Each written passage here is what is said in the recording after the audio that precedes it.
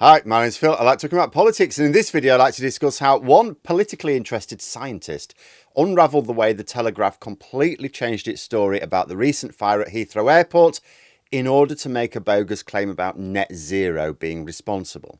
Yet another clear-cut example of how our mainstream media deliberately sets out to misinform the public for their own selfish purposes. But first, for daily political commentary, please hit the subscribe button to stay notified. So I've commented before how it's actually really unusual to have people from a scientific background getting involved in politics or political commentary. Almost everyone commenting on politics that you'll be aware of is from a humanities background, often history, which makes sense. Emma Monk is one of the few scientists who also weighs in on politics, and she's uncovered how the Telegraph changed its story about the Heathrow substation fire when it saw an opportunity to attack net zero that it hadn't realised existed before. Now, I'll put a link to her Substack in the description below where she sets out exactly what happened, but let me give you the gist of it here. So, in reverse order, Richard Tice, Deputy Leader of Reform UK, tweets to say that the Heathrow substation fire was caused by net zero. This sounds odd. What's going on here? So he claims that the backup generators, which were once diesel, are now running on biofuels, which means they couldn't provide the energy needs for the airport when they lost access to the grid. Now, this makes no sense to anyone who understands anything about energy production. See, diesel, yes, technically releases more energy than biofuel, but not really that much. Diesel releases about 43 megajoules per kilogram, with biofuels, depending on which one you use, able to produce about 41 megajoules per kilogram. That does not make the difference between being able to cover all the energy needs of an airport and not very much at all. So more information needed here. Thankfully it exists, or rather it did exist. See, when the Telegraph first broke the story, of course, big fire, major airport, they're going to be straight onto it. So they explained that the backup generators are not designed to cover in the event of a loss of power from the grid. They're not designed to be able to cover all of the airport's energy needs. If you've got if you've lost access to the grid, you just need to keep your basic systems going.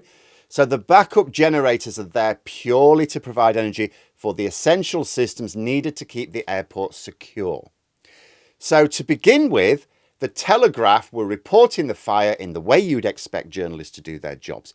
They were informing the public. They were not only reporting on the facts of the fire as they knew them, but also saying, oh, by the way, if you're confused as to why, they have backup generators, but it didn't cover all their engine needs, oh, it's not supposed to, right? But then Tice produces that tweet, and the Telegraph changed their own story.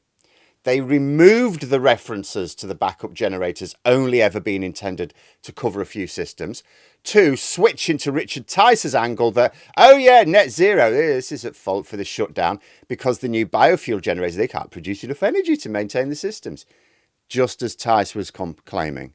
In other words, the Telegraph went from reporting relevant facts to inform the public to deliberately lying in order to push a false political narrative, taking Richard Tice's lead.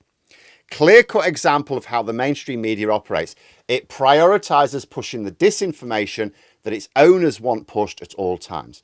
But because on this occasion, their editorial team didn't think of the anti-net zero angle to begin with, they accidentally published the truth until one of them spotted Tice's con. You could not get clearer proof that the newspapers are lying to you. The Telegraph makes a false claim about how the backup generators are supposed to replace all systems during a grid failure, and the proof that the claim is false comes from the same Telegraph article, but as it was written before the Richard Tice tweet.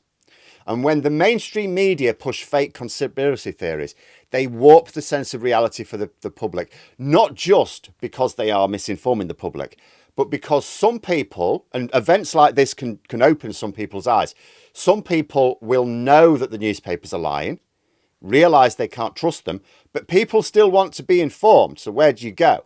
Well, if you can't trust the established media outlets, you inevitably end up finding one, say, on social media or elsewhere online, which is even more of a Wild West. So for everyone like me who really tries to discuss things honestly, you have several others who are funded to push false narratives or just jump on the bandwagon for easy clicks themselves. And this is why we need a properly regulated media.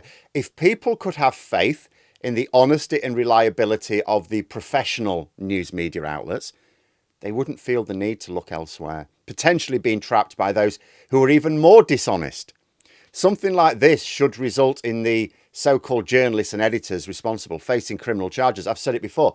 We should have a duty of honesty in the media, and for politicians as it happens. If a journalist or editor publishes something they have no good reason to believe is true, I'm not saying if it turns out not to be true, you throw them in jail. Did they have good reason to believe it to be true? If they did and they just happened to be wrong, okay, mistakes happen.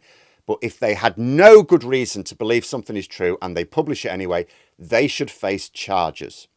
And here was a really clear-cut case of how the Telegraph deliberately changed its story, deleting the informative part of their article and replacing it with the false facts provided by a populist politician.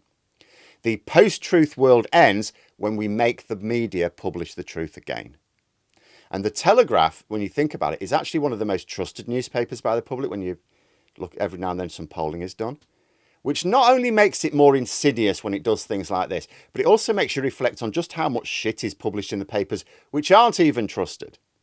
But there we are. Those are my thoughts. Let me know yours in the comments below. If you've enjoyed the video, please click the like button and subscribe for further content. If you'd like to support the channel further, you can click the join button for memberships. Thanks for watching, and until next time, I'll see you later.